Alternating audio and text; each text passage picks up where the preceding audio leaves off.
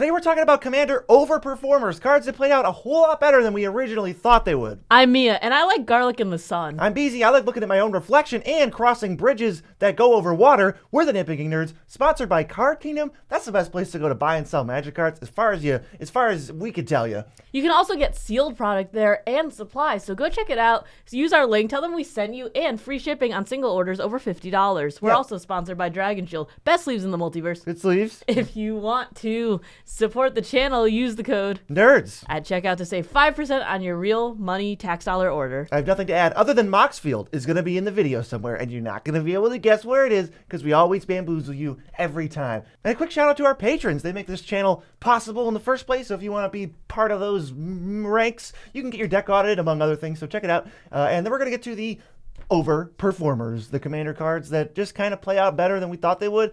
We never repeat on Overperformers, so you're always getting extra spicy spice. These are cards that just initially did better than our expectation. Maybe we thought they'd do very badly and they did pretty well, or we thought they did okay and they're doing amazingly. The first one is one from my decks, Danny Pink, 3 and a blue for a 4/3 with Mentor. Creatures you control have, whenever one or more counters are put on this creature for the first time each turn, draw a card. This is really shining in my Galadriel deck. One of Galadriel's triggers is when a creature ETBs, you can put +1/+1 counters on your entire team. With Danny Pink out, that means all of my team gets buffed, and I draw like as many cards as there are creatures on my side of the field. Yeah, I'm not really sure why it doesn't just say the line in quotes whenever a counter is put on one of your creatures for the first time, draw a card. I don't know why it says your creatures have that, but it's the same thing. So whenever you put a counter on all your creatures, of which there are many ways to do so, you are now drawing a card for each creature you control. This also includes like proliferating. Whenever you proliferate, you get to put a counter on all your creatures with counters. And now we're just in card draw city. This works on other people's turns, so you can cast an instant like an experimental augury. Boom, cards for each creature you control. This is really nice too because it doesn't have to be +1/+1 counters as I mentioned. If you have like -1/-1 counters for some reason, or if you have like shield counters, this can also help you draw cards in those decks. Yeah, this is probably one of the only Doctor Who cards that is worth anybody's time, but it recently spiked, and I think it's totally deserved because this card is pretty real. I almost wish we would have spec'd on it. It was so good in my deck, and yeah, definitely pick one up right now. Next up, we got a Planeswalker, actually. It's Lolth, Spider Queen, 3/black for a 4 loyalty Planeswalker. Whenever a creature you control dies, put a loyalty counter on it, so that's just a static ability. 0, you draw a card and lose 1 life. -3, you get 2/2/1 black spiders with menace and reach. And -8, probably should never do this, but you get an emblem with whenever an opponent is dealt combat damage by one or more creatures you control, if that player lost less than 8 life this turn, they lose life equals the difference. That's like a standard thing. It doesn't really do anything for Commander, but what this actually kind of is just a factory of 2/1 spiders and drawing a card like every other turn, or sometimes just 2/1 spiders every turn. So it's like a token producer.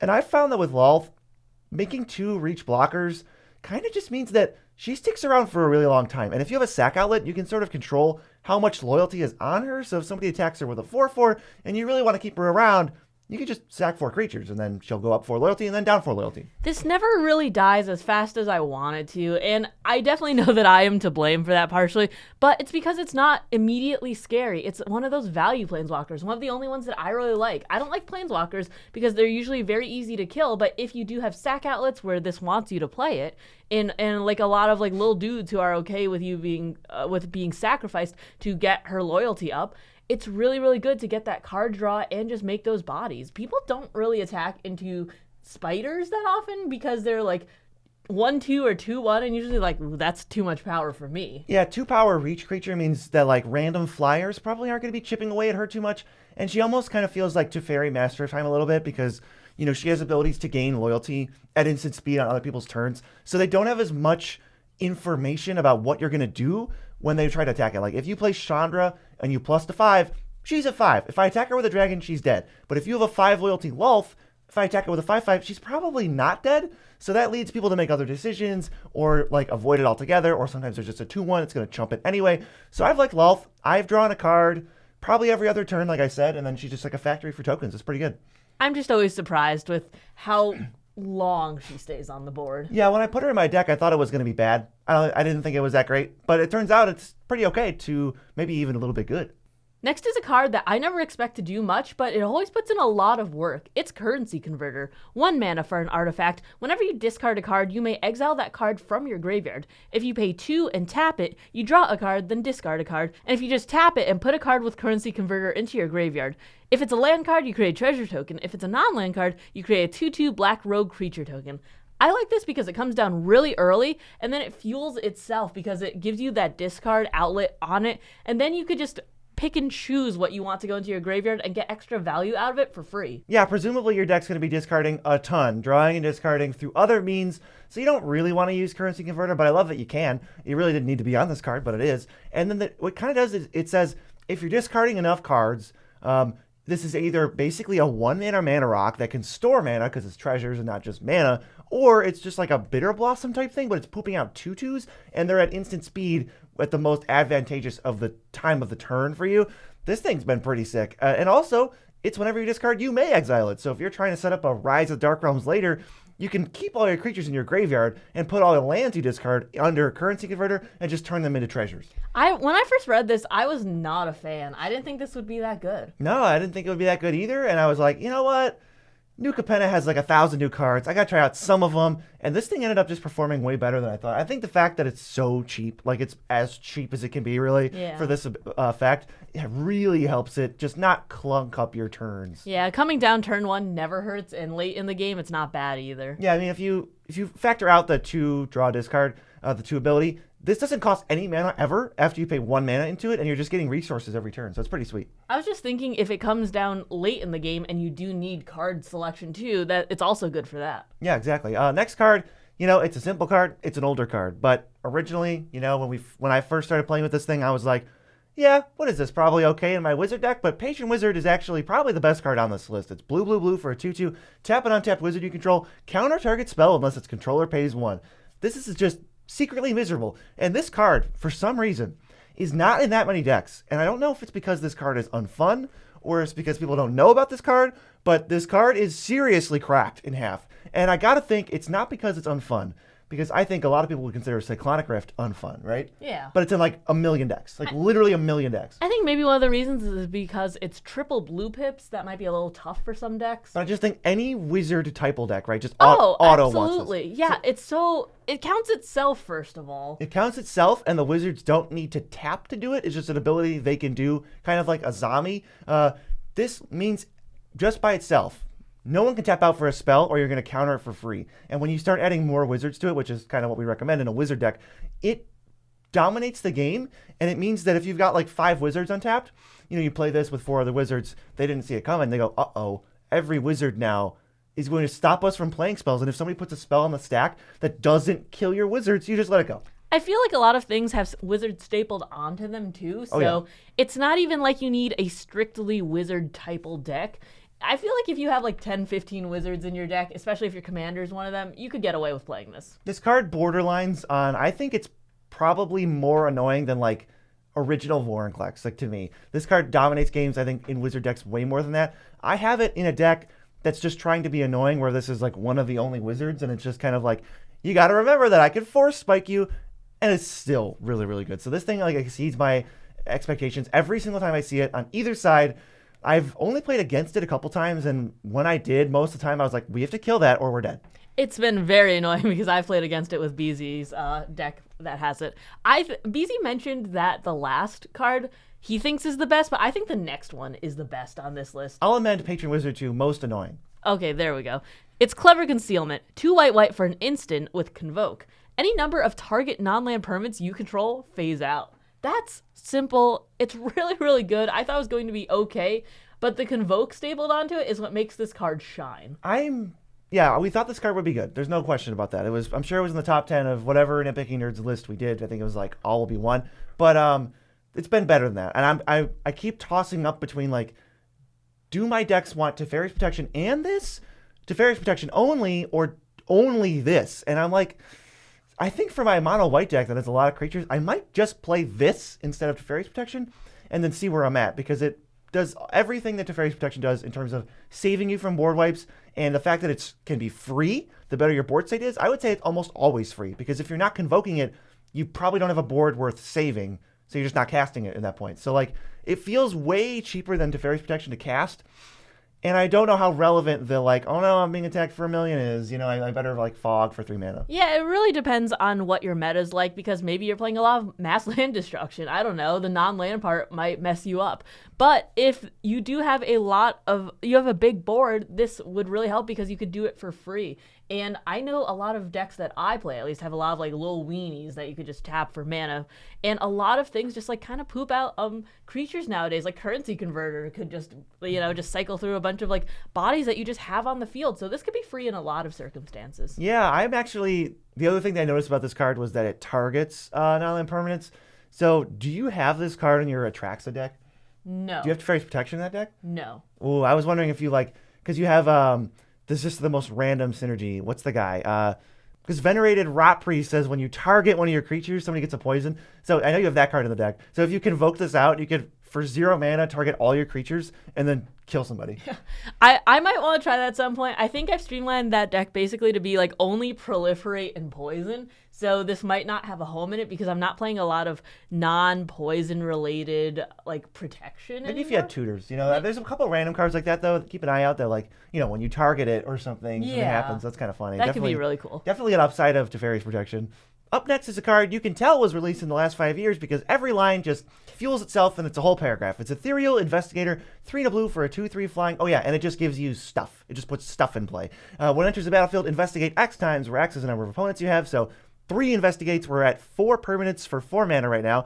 And whenever you draw your second card each turn, you get a 1/1 white spirit with flying. So now when you crack a clue, you get a spirit. So you don't actually change permanents. You made 4 permanents for 4 mana, except you drew a card and you still have a 4th permanent, and it makes chump blockers and it makes artifacts, and it's just a bunch of crap that ends up being good because there's so much of it. I mean, this is what I was talking about with Clever Concealment. There are so many things that just like spit out stuff nowadays. Yeah. It's just, okay, I play 1 body, I guess I'll get like 10 things. That's cool, I guess. I'll just get value forever until this goes away. This is 4 mana. 10 years ago, I wouldn't have thought that this would have existed. No, it definitely would not have existed 10 years ago. They wouldn't have even made it for multiplayer 10 years ago, right? That's 2014. Yeah, I don't think we would have got this. But just pooping out spirits kind of makes it a nice little chump blocker, so it can sort of like stall you out and help you crack those clues and find stuff. You can crack 1 clue per turn to keep getting, the 1/1s when you draw your second card. I think this card is pretty underrated in like token decks or obviously spirit decks. I think is where it's supposed to go because it was in the spirit precon. But just making tokens, clues, artifacts even, I think this card should be considered more. It's overperformed every time I've seen it. I really want to put it in some of my decks. I think this will be really good, especially if you can use the tokens for other things. If you're getting extra value from like getting extra clues, for instance, or if you can just tap the clues for mana as soon as they come down with like that Doctor Who rock or like Inspired Statuary or whatever. Yeah, something like that. There are value with getting this many clues immediately and then just being able to crack them later for spirits, especially if you have like a discount for those. That could be really nice. But seriously, if this card resolves and somebody kills it right away, is that the worst case scenario? You got 3 clues out of the deal and then you lost your 4 mana 2/3 flyer? Yeah, I mean, you could deal with that. That's like not a problem. Pay 4 mana, somebody else pays 3 mana, kills it, you end up with 3 clues. Yeah. This thing is not a threat and it sticks around way too long. I definitely wouldn't see people trying to kill it with targeted removal. And maybe you could chip in with the 2/3 flyer. Next is a card that I saw on like Arena Cube and it was pretty good. But in Commander, it's also not that bad. It's Urbrask's Forage. 2 and a red for an artifact. At the beginning of combat on your turn, you put an oil counter on it, then create an X1 red Phyrexian horror creature token, lots of words, with trample and haste, where X is the number of oil counters on it, then sack it at the beginning of the next end step. I like this because in like the Rakdos sacrifice decks, it sacrifices itself. You get a body immediately. And then also you could just chip in for damage because it has trample. It doesn't matter if they can just say, oh, it has 1 toughness. I chump block it. Well, if this thing sticks around for too long, you could be chipping in for like 10 damage. Yeah, I never really considered this card. I really haven't paid any attention to it, so I thought it was bad/unplayable. But I think as it turns out, it's okay. It's like a card that you can play. I'm not saying it's busted or it's like super great, but I do think it's better than I initially thought, which was, again, I thought nothing of it. I think I kind of like the math on this better than Bitter Blossom. I hate the fact that I have to wait a turn for Dreadhorde Invasion and Bitter Blossom. Like, that's a big downside for your 2 mana do nothing enchantment. But this one, you just play it and you get the thing right away. So if you're trying to like draw a card off of Morbid Opportunist or attack for damage or get a sacrifice trigger from Mayhem Devil, it just does that right away. And then if you have a sack outlet for something else, you can get the token dying, you can get your death triggers and get the sacrifice, the scry one or something off of your actual sack outlet, or the 1 damage from your Goblin Bombardment. I like it a lot. And then, like you said, if you play it late, it's fine. You're just treating it as 1 body per turn. But if you play it early, the body you get per turn actually does scale up. So you can maybe start chipping in for 5 later on. But we're okay with the baseline, which is just get a dummy every turn. I don't like Bitter Blossom because I don't like the caveat of stapling on like losing 1 life because I don't think the fairy is worth it. Well, I like tokens. It's just like, this thing has haste. Yeah, I mean, it's also just a bigger token every single time it sticks around, which it will. And then I also like the utility of it because even though this is going to be sacrificed at the beginning of the next end step, if you do have sack outlets that really matter, like, your Altar of Dementias or something, or Ashnod's Altar or something like that, you can just get extra value out of it, and no one's going to be like, ooh, I think we have to kill this unless they're actually just in danger of dying from combat damage. Yeah. In terms of like speed at which you can attack with the token, you play Bitter Blossom, pass. Upkeep, get a token, pass. Next turn you can attack with it. This, you play Urabrask Forge, attack. It's so easy. Yeah, and then you just get the value from the sacrifice triggers. I have this in a deck that I'm building. I'm building like a Purphoros deck for when I'm lazy and just like don't want to think too much. This is going to be great in that. I can see it. I really wish it wasn't a rare because I have a no rares Mahadi deck that I'm doing right now, and I want to put this in so badly. Yeah, you actually can check out that deck on Moxville.com because we put all our decks on Moxville.com, and it's the best way to build or view decks online. You can follow us. We're the most followed creators on there. We did fall behind the official, Wizards Commander pre-con account. I don't count it.